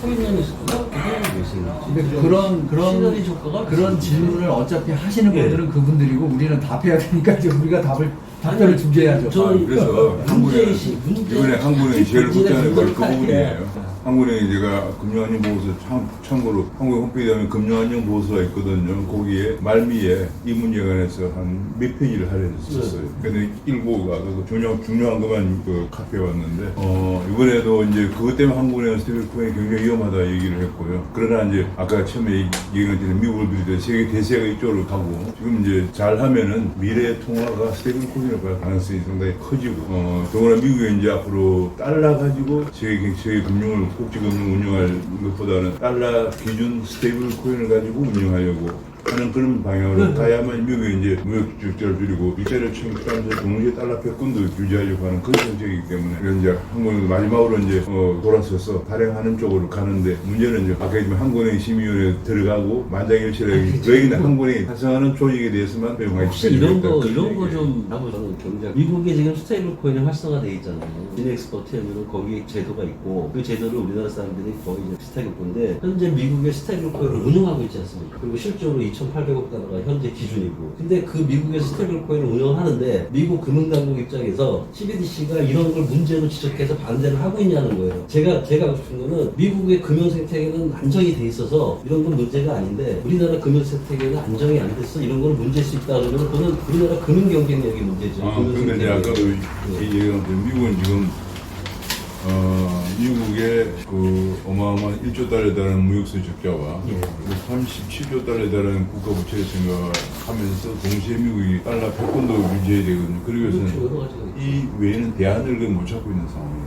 이것이 가장 대안이다라고 생각을 하고 있는 네, 그런 상황입니다. 그런 논문들이 나와 있고 그 관련해서 제가 이 얘기인데 한 가지 좀 생각한 것이 이번에 내년 초에 1월 3일부터 1월 8일까지인가 5일까지인가 미국은 해마다 미국 경제학회 연차총회를 연초에 열립니다. 그래서 거의 그 해에 이제 경제 트렌드를 보게 되는 그런 엄청난 총회인데 저는 생각에 매년 총회는 1월 3일부터 1월 5일까지 열리는 총회가 필라델피아에서 열리는데 그때는 아마 암호화폐 특히 스테이블 코인에 관한 엄청난 많은 논문들이 발표되고 회의가 될 것 같아서 우리 학교에서 몇 사람 한 7, 8명 정도 거의 참여하는 게 좋겠다 생각하는데 돈이 많이 듭니다. 왜냐하면 스테이블 미국에 가야 되고 또 최소한 한 3박은 또 하고 와야 하기 때문에 그래서 학교에서 일부 좀 부담을 하고 나머지 일부 개인 부담이 가능한 사람들은 가서 그 중요한 논문들을 좀 일부 수집하고 와가지고 그 논문들을 한 사람이 한 서너 개씩 담당을 해서 그 학교에서 국내 와서 그 미국의 암호화폐와 스테이블 코인의 그 학계 동향에 관해서 세미나를 하려고 그래요. 그런데 관심 있는 분들은 나한테 연락을 좀 하고 왜냐면 그게 가면 한 사람당 최소한 비행기요금도 한 250만 원, 300만 원 잡아야 되고 연초에 엄청 나이 많이 갑니다. 한국에서 많이 가요. 나도 몇 분 갔는데 아니가 그다음에 이제 뭐 그것도 잠도 자고 밥도 먹고 해야 하니까 한 사람당 최소한 하루 한 500만 원 이상 잡아야 될 것 같아요. 그러면 이제 뭐 학교에서 한 1,200만 원 정도 도와주고 나머지는 이제 개인 부담을 해서 가서 거기서 발표하는 아마 내년에 엄청나게 이게 아마 메인 세션이 될 거예요. 틀림없이 그 발표하는 논문들 정리하고 미국 경영에 하고 와서 또 한국에 또 그걸 또 전달하는 세미나도 한번 하고 그렇게 생각을 하고 있습니다. 그리고 저 하나 이제 제가 이제 궁금해하는 게 스테이블 코인의 사용 그 규모가 늘어났다 그러는데 과연 그게 늘어난 거냐 묻고 싶고 스테이블 코인이 좀 국제 이제 송대가 이제 신속하게 이루어지고 그 시스템 응용하는 게 비용이 적게 들어서 상대도 많이 이용된다 그러는데 대부분의 규모 늘어난 게 남미 국가들 자국 통화가 불안정해서 자국 통화들은 대신 미국 스테이블 달러가 들어가는 땡겨서 쓴 거예요. 그럼 그 규모로 과연 이게 실사용으로 잡아야 되느냐? 단지 그 통화를 그냥 자국 통화 대신 달러로 대체해서 쓴 거를 스테이블 코인에 사용해요. 아니 그렇지는 않습니다. 우리나라 미국 왜 이리 가려고 하느냐 첫 우리나라 국제무역, 우리나라 무역 결제 비슷 있잖아요. 무역 회사가 대금 결제할 때 10% 이상은 태도나 우리나라 업체들이.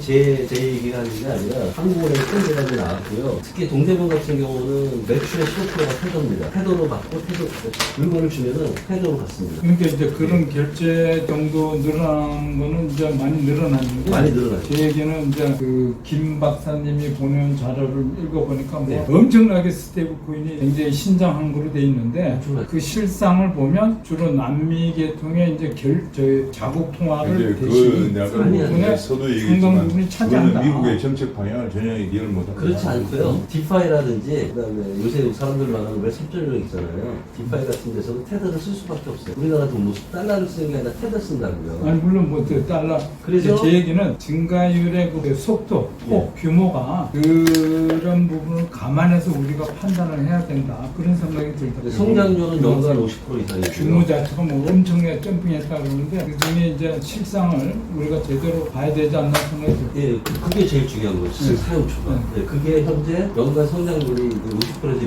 60%고요. 280억까지 가는 게 저 밑에서부터 이렇게 올라온 게 아니고 이렇게 가다가 아마 21년부터 갑자기 뛰기 시작합니다. 사용초가 생기는 거예요. 그래서 연간 성장률이 50%에서 60% 돼서 그래서 지금 2,800까지 오르고요. 혹시 지갑 아시겠어요?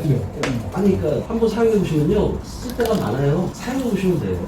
그리고 네. 가장 큰 문제는 미국이 스테이블 코인을 발행하는 거를 허용을 안 할 수가 없게 돼버렸다는 거죠. 그렇죠. 지진이 워낙 커져가지고. 워낙 그 처음에 얘기했던 거라고 미국이 이제 아니 그거는 뭐 미국이 우리 CBDC를 받아들여야 되는 팩트고. 중단시키고 스테이블코인으로 가는 배경을 먼저 알아야 이게 이해가 되는 거예요. 내가 처음에 저는 방송이나 언론에 계속 뭐라고 하냐면 전의 전쟁에서 디지털 전의 전쟁이 시작된 디지털 전의 전쟁을 하는데 크게 두 가지 방향이 있다. 하나는 말씀하신 CBDC를 아니면은 원화 기반 스테이블코인을 할 거냐 두 가지 방향. 저는 3년 전만 해도 CBDC를 주장했던 사람이에요. 솔직히 제가 방송 나와서 계속 우리나라도 빨리 한국은행도 CBDC 최근에 네. 한국은행 하는 그 한국은행 CBDC를 한강이라고 그러잖아. 그 프로젝트를 예. 중단했어요. CBDC 안 돼. 한강 중단하고 프로젝트는 이제 CBDC하고 원화기반 스테이블코인을 합친 겁니다. 우리가 말한 예금 토큰 있잖아요. 그게 지금 원화기반. CBDC는 제1을 가지고 한국은행하고 은행들 간의 금융결제에만 CD를 쓰고 일반 민간한테는 안 주고 일반 민간한테는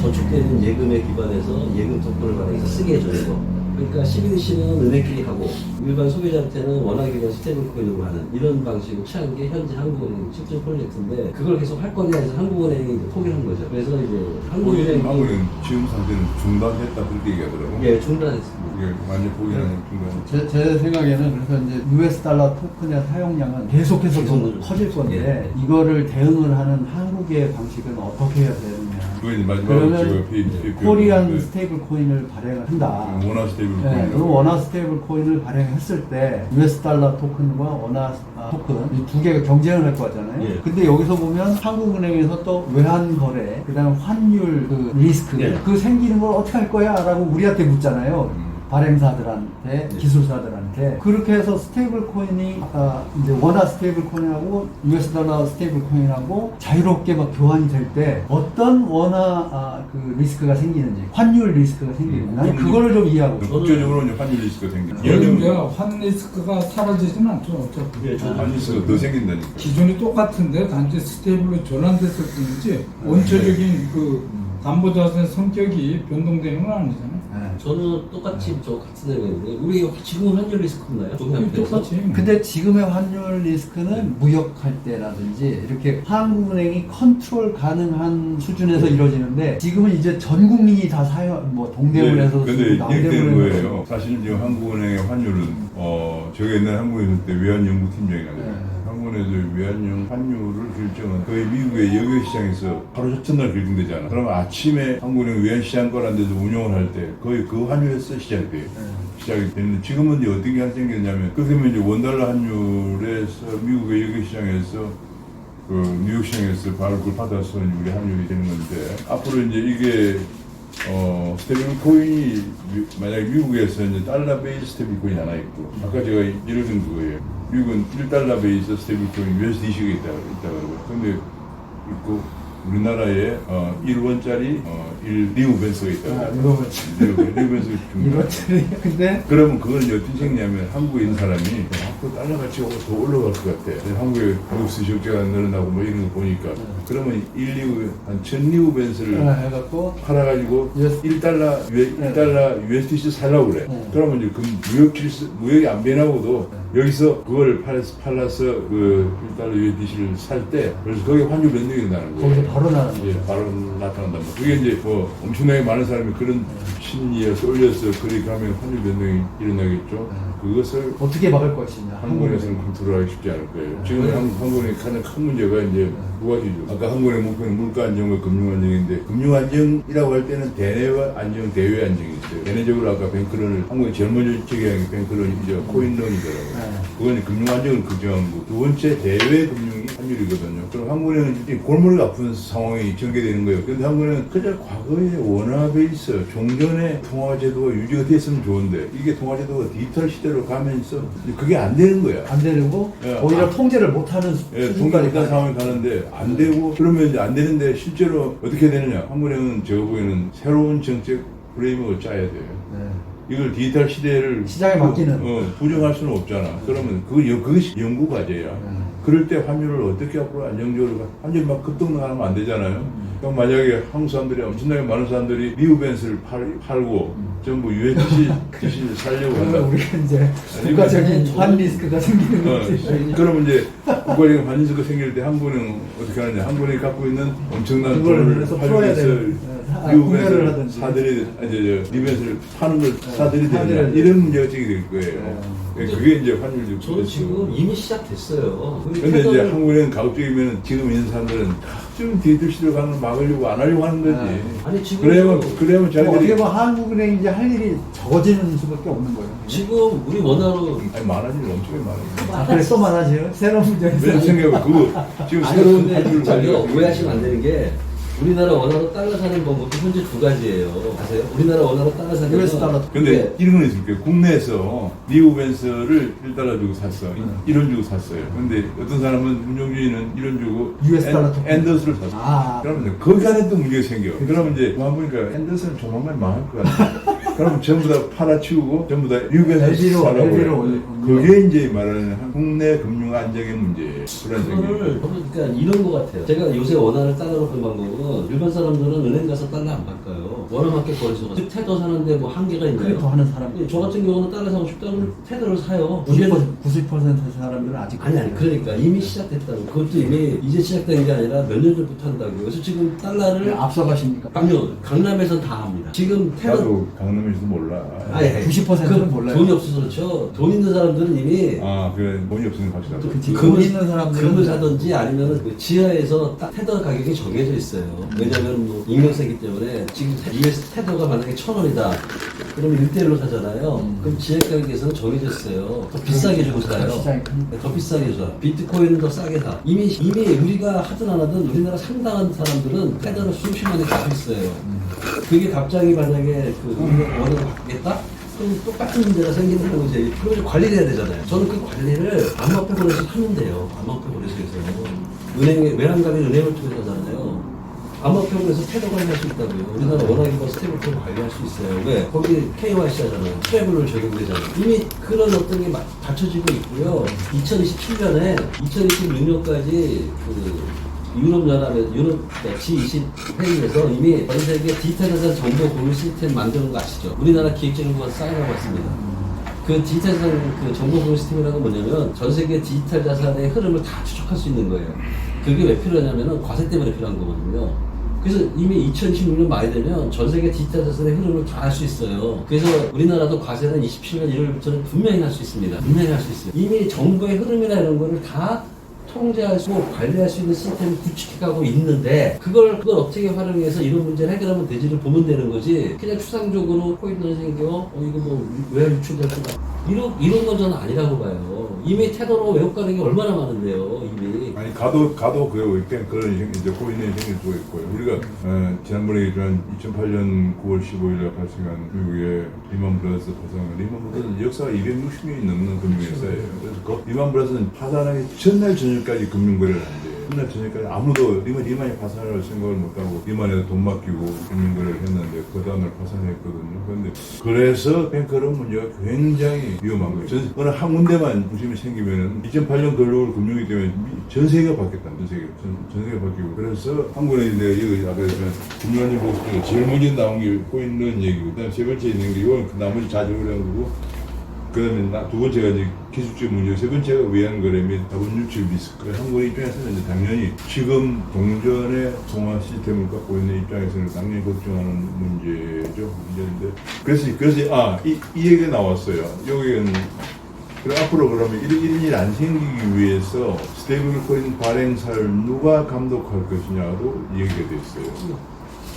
그제 그 얘기 나왔는데 누가 감독해야 되느냐. 한 가지가 금융감독원, 한 가지는 한국은행, 한 군데가 새로 생길 수도 있는 디지털 자산위원회, 이 세 가지를 얘기했거든요. 그 중에서 누가 감독하는 게 좋을까를 아직 결정은 안 된 상태예요. 그 디지털 자산위원회는 지금 이제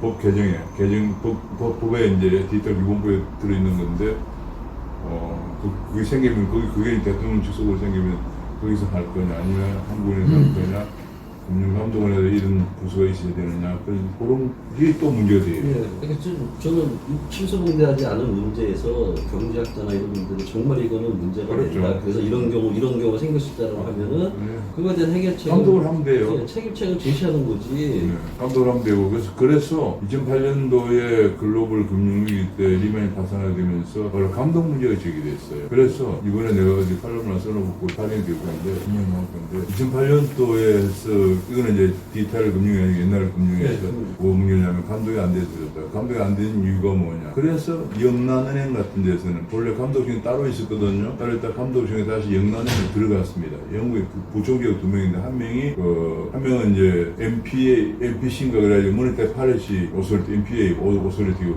그런 부총재가 있고 한 명은 FCA라고 우리 옛날에 FCA 갔었잖아. FCA가 뭐냐면 파이낸셜 컨덕트 오소리티 그래가지고 그게 금융감독원이 따로 있다가 2008년 때 따로 있으니 어떤 문제 생기느냐. 정부의 영향을 너무 받아가지고 정부 관리들하고 이게 금융회사가 너무 끈끈한 네트워크가 생기면서 문제가 생겼다 이 판단한 거거든요. 그런데 가장 그런데 회사들하고 좀 끈끈한 관계가 부패 연결고리 없는 데가 중앙은행 조직이 중앙은행이 그냥 아카데믹한 조직이거든. 그래서 다시 영란에는 들어갔어요. 우리가 이제 옛날에 영국에 출장 갔을 때 FCA 방문했었죠. 그 다음에 싱가포르도 그렇게 됐고요. 미국도 그래서 아직은 완전히 들어가지 않았지만 통화감독청의 상당 부분이 연준이 관여하고 있어요. 그렇게 해서 이제 한마디로 정치 오염이 덜 된 조직이 감독해야 된다. 그게 이제 대세요. 그게 엄청나게 이제 달라진 거고, 그래서, 그리고 이제 또 한 가지는, 직접 현장 가서 임점 감독을 하는 것보다는 거시 건전성 감독, 어떤 요즘 흔히 말하는 DSR 같은 거, 이런 가지고 감독을 해야 된다. 이렇게 많이 바뀌었는데, 한국은 여전히 안 바뀌었어요. 한국은. 일본 그래서 이것도 그거 중요한 거예요. 누가 감독해야 되냐, 그거 중요한 것 같아요. 이건 보라고도 기존의 금융관리 생태계에 허점이 있으니까 발생한 거잖아요. 기존 금융관리 생태계. 누가 감독해야 되냐 이런 그게 어제 문제가 제기됐 내가 보도봤는데 그러니까 처음에 얘기된 게 이제 감독원에서 해야 되냐 그다음에 감독위원회 또는 감독이 그다음에 이제 한국은행 그다음에 디지털 자산위원회 어디가 좋은 것 같아요? 문 교수 제일 잘 알잖아. 그래서 저기 해외 송금 결제 업무가 상당 부분 차지하니까 한국은행이 1차적으로 해야 될 것 같고 한국은행 금융안정기능법이 대한 있으니까. 감독은 어차피 감독은 또 해야 그렇게 해서 될 내가 이번에 내일 모레 신문에 나가려면은 감독위원회를 한국은행 안에 들어가라고 옛날의 시스템이죠. 왜냐면 가장 정치적으로 오히려 안 된 조직이에요. 왜냐면 금융위원회 어차피 없어지거든 지금. 근데 뭐 공대행 씨가 뭐 잘해가지고 좀 잔류하는 아니 정부에서 금융경영에는 금융계획안은 금융위원회를 없애고 금융위원회가 이게 굉장히 오염된 조직이거든요. 이거 없애고 왜냐면 가장 큰 문제는 금융위원회가 금융감독원을 감독해요. 근데 금융위원회는 기본적으로 금융산업 진흥을 위한 조직이거든요. 금융산업 진흥하고 안정을 위한 감독하는 업무가 서로 상충되기 때문에 안 맞다는 거예요. 그래가지고 금융위원회에 있는 금융산업진흥정책은 새로 생기는 기획재정부로 가고 그 금융정책부이겠죠. 하고 감독은 새로 금융감독위원회를 만들어서 금융감독원 안에 두는 건데 나는 그걸 자체가 한국은행 들어가야 된다는 거예요. 가장 정치적으로 오염이 안 된 조직이 들어와야지 지금. 근데 이게 여기 그 비슷한 생각하면 될 것 같아요. 우리가 이것도 디지털 금융도 가면 아까 얘기한 그 코인런이 안 일어나고 환율 문제가 안 일어나기 위해서는 어디서 감독해야 될까 그런 시각을 다시 한번 가지고 가야 될 것 같아요. 저 질문이 하는 게 있는데 이건 코리안 스테이블 코인이라고 이름 주면 그냥 KS. 좋아요. KS를 이제 우리가 발행을 하면 사람들이 다 지갑을 가질 거 아니에요. 그러면 KS를 저축을 할 때도 지갑에다가 저축할 거 아니에요. 그죠? 그렇게 되면은 뱅크는 어떻게 되는 건지 이런 것도 좀 궁금해지네요. 그 뱅크는 코인런이지 뭐. 그냥 뱅크에다가 디파짓 하는 사람들이 적어지고 그렇겠죠. 자기 지갑에다가 해놓거나 아니면 어디 커스터디 업체에다가 거기서 이자 주면 그거 받을 그쪽 이자가 높고 뭐 어차피 1대1로 스테이블하게 교환 스테이블 코인 발행 상태에다가 고객은 당연히 이걸 너무 오겠죠. 스테이블 코인 발행 그다음에 이제 또 하나 문제가 우리나라가 파생 상품을 좋아하는 민족이에요. 네? 돈 먹고 돈 먹기. 근데 이것까지 이제 끼어들어오면 어마어마하게 이게 중앙은행이 컨트롤 영역이 확 줄어들거든. 스테이블로 이제 거래를 이제 걸어버리고 ETF나 파생 상품을 이제 거래를 하면 엄청 거래 규모가 커지잖아요. 5 내지 10%만 보증금을 내면 20 내지 30% 규모 거래가 가능해지는 파생 상품은 그 물길 자체를 틀어버리는 거야. 이 중앙은행이 할 수 있는 부분이 더 적어지는 거야. 기존에도 그랬는데 스테이블코인 시장에서도 파생 상품 거래로 거래 규모가 엄청나게 커지게 되면 국내 통화 정책을 컨트롤한다. 그건 굉장히 어려운 문제다. 그다음 우리 원화가 굉장히 약세를 치닫는다든지 굉장히 투기적인 상황에 몰리게 되면 스테이블과 이 실물 부분의 예금까지 동시에 그 투매 현상이 나타나면 우리나라는 이제 외환 관련한 이게 골로 간다. 우리나라 원화 관련된 환율 시장에 파생 상품이 있어요. 원화로 기반하는 파생 상품 있죠. 어떤 네. 것들 있죠?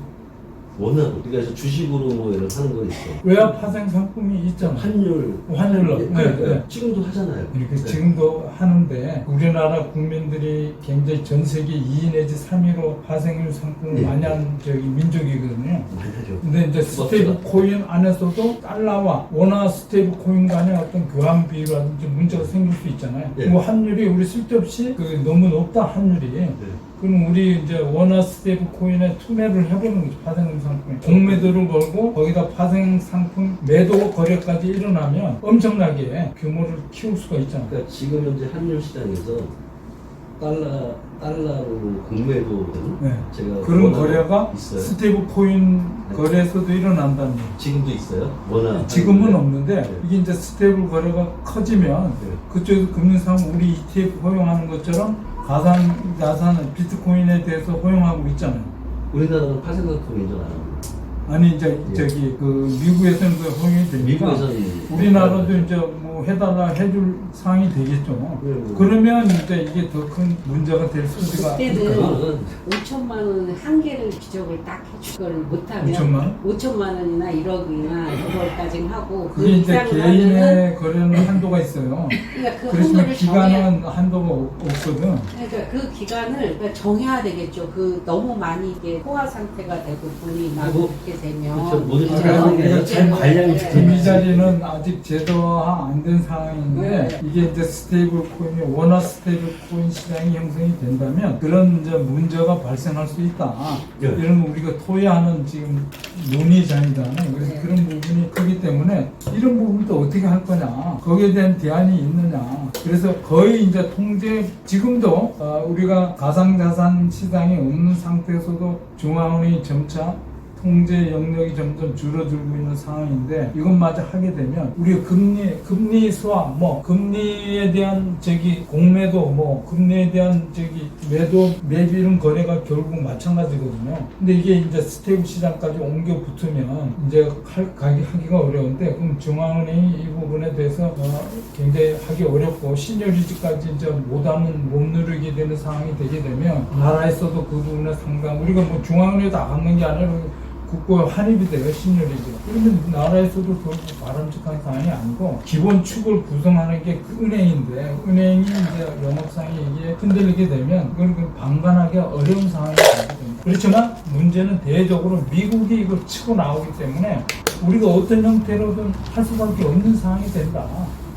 우리 국내 그 나름대로 어떤 스테이블 코인 시장을 지키기 위해서는 원화 발행을 허용해야 될 텐데 발행 자격을 어떻게 하는 게 좋은 건지 민간한테 오픈을 다 하는 게 좋은 건지. 근데 제가 또 질문이 있는데 미국 같은 경우에는 비트코인을 리저브 자산으로 하기로 했잖아요. 네. 그러면 이제 국채 수요가 늘어나니까 국채를 또 발행을 하고 그렇게 해서 돈 찍어낸 다음에 거기다가 이제 또 돈을 발행사한테 주고 발행사는 국채를 담보로 놓고 스테이블 코인을 또 발행하잖아요. 그러면 돈이 두 번 발행하는 거잖아요. 그러면 인플레이션이 2배로 더 빠르게 올 수 있고 그렇게 됐을 때 그러면 국채 수요는 증가하니까 이자율은 떨어지고 그러면 국채를 상환하는 부담은 확 떨어지기 때문에 미국 정부 입장에서는 굉장히 좋잖아요. 근데 사회 입장에서 봤을 때는 돈의 양이 2배, 3배, 4배 이렇게 더 가속적으로 증가하니까 인플레이션이 올 가능성이 높잖아요. 그래서 비트코인 리저브 자산으로 사놓으면 돈의 값어치가 떨어지는 거를 비트코인이 받아줘갖고 비트코인 값이 올라가니까 상쇄 효과를 얻을 수가 있는데 우리나라의 경우에서 스테이블 코인을 발행하게 허용을 해주는데 미국처럼 이렇게 비트코인 리저브 자산 같은 걸 말해 놓지 않으면 그러면 저축의 효과를 얻을 수가 없잖아요. 그러니까 미국의 경우, 미국 트럼프 정부의 경우에는 미란 리포트나 이런 걸 보면 비트코인을 리저브 자산으로 삼는 거에 당연한 이유가 있는 거예요. 스테이블 코인 발행하는 것과 얘는 같이 가야 된다라고 생각하잖아요. 다시 한 번만 얘기해. 비트코인 준비 자산으로 만드는 법이 아직 5개 주 말고는 아직 법은 안 됐지만 그렇게 가고 있잖아요. 가고 있고. 정책이고. 스테이블 코인을 발행을 하잖아요. 스테이블 코인이 발행하면 돈의 값어치를 빚을 증가시켜서 발행하는 거니까. 어차피 국채가 그거니까. 네, 빚 이퀄스 돈이잖아요. 예, 미국은. 예. 그래서 빚이 늘어난다. 그러면 통화량이 늘어난다. 근데 통화량만 늘어나는 게 아니라 통화를 스테이블 코인 발행사가 자산으로 받아놓으면 인플레이션이 안 생기는데 예. 통화로 받아놓지 않고 또 국채를 발행하게 하잖아요. 예. 국채를 사야 되니까. 국채를 사는 거죠, 발행된. 그리고 국채는 여기에 리저브 자산에 잡혀 있고 스테이블 코인은 사회에 또 나가잖아요. 그만큼이. 그러면 통화가 두 번 나가는 거죠. 그러니까 그런 논리라면은 달러 통화가 나가고 달러 통화량이 있고 네. 그다음에 스테이블 코인이 또 나가서 또 유통되고. 원래 달러 기반 스테이블 코인 하면은 그런 문제가 안 생기는데. 그렇지. 발행사가 정리 달러를 값이다. 담보로 잡아놓고 예. 스테이블 코인을 유통을 시켰으면 떴던데, 1대1이니까 예, 괜찮은데 괜찮은데 국채를 기반으로 국채를 하면 예. 통화량이 또 그리고 증가하고 국채 발행만큼 통화량이 증가된 그렇지. 거예요. 또 그렇게 통화는 또 말씀하시는 거죠. 사회로 또 나갔잖아요. 네, 그러면 인플레이션이 되는 거겠네. 그 말씀하시는 두 거예요. 배죠. 그러니까 쉽게 얘기하면 이제 일반인들한테 얘기할 때는 수표가 사실은 스테이블 코인이거든요. 은행에서 수표를 발행한다고 통화가 증가되진 않는데 수표를 발행할 때 이제 국채를 기반으로 은행에서 수표를 발행하게 해주는 거야. 그럼 현재 조기 세상에서도 수표로 인한 통화량 증가가 나타나는 거예요. 예, 그것까지 됐어요. 그래서 제가 걱정하는 네, 거는 앞으로 인플레이션이 엄청나게 오겠구나. 근데 그거를 걱정하는 건데 미국의 경우에는 똑똑한 사람들이 있어서 비트코인 리저브 자산으로 만들어놨기 때문에 그 문제, 괜찮은 대비가 됐다는 그 연결고 이제 국채를 기반으로 한 만큼에 대한 달러 통화량이 늘어나겠네. 늘어나면 그거는 이제 돈의 값어치는 떨어진 거고. 네, 저 같은 일반인 이해됐어요. 네. 그거를 보존하기 위해서 비트코인을 준비자산으로 하면은 그게 어떻게 상쇄되느냐, 그 논리. 돈의 값어치가 떨어졌다는 예. 거는 예. 한정된 자산의 값어치는 올라갔다는 거예요. 예, 예, 예. 한정된 자산 중에 대표적인 게 비트코인입니다. 그 비트코인은 가격이 올라갈 수밖에 없겠네요. 계속. 다 올라갈 수밖에 없어요. 아니, 그건 좀. 통화량이 증가하면 청소백지 한 개밖에 아니, 그거 미안한데. 미안해.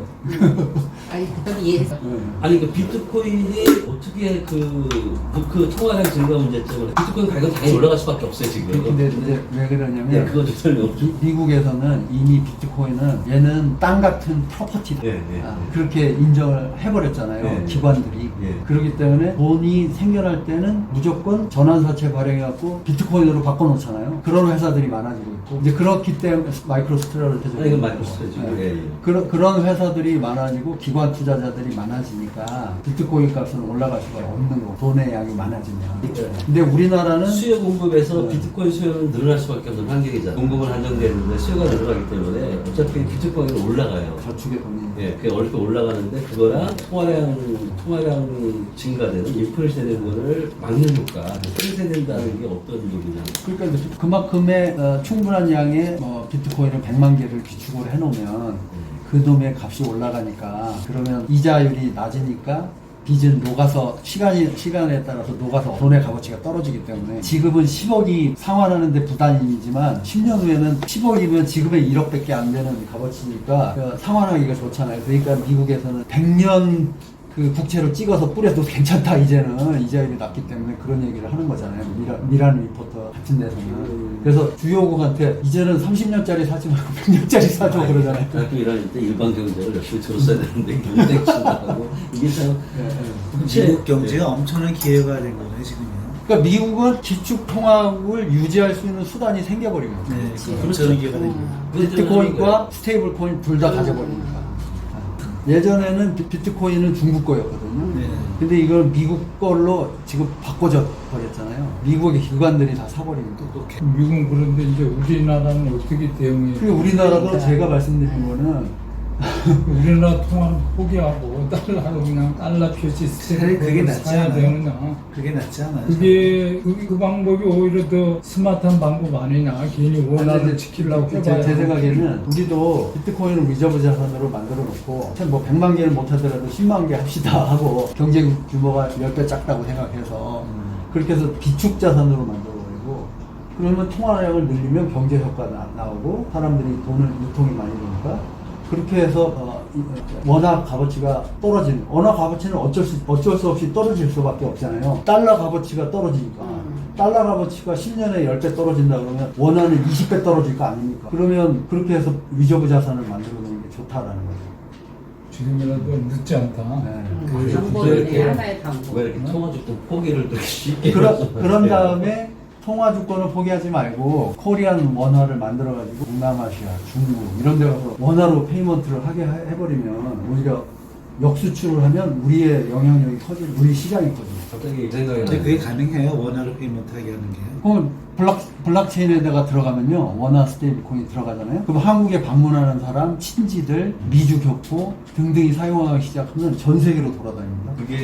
그게 원화 스테이블 코인을 발행을 허용을 하는 가장 큰 목적 중에 하나가 돼야죠. 그게 이제 어떻게 보면은 지금 원화의 경쟁력, 달러 대비 원화의 경쟁력을 할 수가 있는 게 없는데 이 K 스테이블 코인을 옴으로써 혹시 달러 기축통화의 세계에서 원화 기본의 스테이블 코인의 활용성을 증대시켜야 조금이라도. 원화에 조금만 증대시켜야 원화의 어떤 그 활용성이 커지는 것은 원화의 가치가 좋아지잖아요. 그래서 그 아이디어를 저는 내야 된다는 것이죠. 맞아요. 그러니까 우리가 뭐 네. 경제 규모가 2.5%다 그러면 네. 코리안 통화도 2.5%는 갖고 있어야 되는 거고. 네. 근데 이게 뭐 K 문화, 네. K컬처 뭐 네. 이런 거 해가지고 뭐 중동 사람들도 좋아하고 다 좋아하잖아요. 그리고 그런 데로 수출할 수가 있잖아요. 이런 거 통화. 같아요. 제가 중국에 옛날 연명 갔을 때 저는 중국 갔을 때 위안화로 안 받고 가거든요. 아주 베이징 같은 데 그렇지, 말고 그냥 원화 주면 받아요. 1,000원 주면 받고 그때는 환율 생각 안 하고 그냥 이거 얼마인데 원화로 얼마에 하면 원화로 얼마라고 얘기하면 일단 원화로 쓸 수 있다는 그게 이제 우리나라 원화가 중국까지 가는 거죠. 근데 지금은 안 받아요.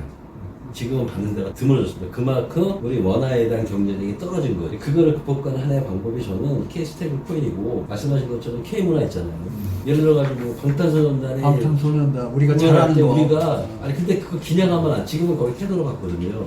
그걸 할 때 저 같은 경우는 이런 생각하는 거예요. 기획사한테 만약에 K 스테이블 코인을 쓰게끔 유도를 해주는 거죠. 해주면은 처음에는 뭐 세제 깡으로 5% 네가 네. 먹어 그렇게 해야지. 세제 몇 프로 내가 세제 혜택 줄게. 그리고 뭐지? 입자권인가? 입자권 5% 할인해줘. 그럼 우리가 보존해줄게. 이러면 외국 사람들도 K 스테이블 코인을 쓸 거라는 거죠. 시작하겠지. 그러니까 자꾸 그런 생각을 해야 된다는 일단 거죠. 한국 사람들하고 인터랙션 하는 걸 좋아하잖아요. 외국인들이. 이제는 옛날과 다르게. 그리고 우리나라에서 따봤을 때 K 스테이블 코인을 외국에서 팔면 뭐합니까? 팔았을 때 최소한 국내에서는 K 스테이블 코인을 쓰게끔 할 수 있는 인프라가 제대로 갖춰줘야죠. 그런 거 빨리 하라는 얘기죠, 얘기는. 그래서 K 스테이블 코인의 활용성을 극대화시키는 게 핵심인데 자꾸 이런 얘기 하자는 거지. 하기로 했으면 그런 거 신경 써야지. 여기는 정책하는 분들이 물어봐야 되고. 그 실제로 많이 써야지 이제 효과가 나요. 많이 써야 그게 생깁니다. 우리나라 사람들이 막 써. KRW, KS를. 그리고 미국 갈 때도 그거 쓰자고 해. 자기네들 가족한테, 동네에서. 그러니까. 이제 그렇게 많이 하면 많이 써야지. 이게 가능성이 있는 게요. 지금 현재 우리나라 사람들이 암호화폐에 관심이 더럽게 많아요. 그리고 암호화폐에 대한 그 생태계에 들어가는 사람들이 전 세계에서만 이익가 됩니다. 근데 디파이 같은 거 하고 할 때는 이제 뭐 여러 가지 할 때 지불할 수 있는 돈이 태극권이 없기 때문에 못 써요. 원화를 못 써요. 근데 K 스테이블 코인을 만들어 놓으면은 제 생각에는 우리나라 사람들을 위한 디파이를 만들 거예요. 외국 사람들이.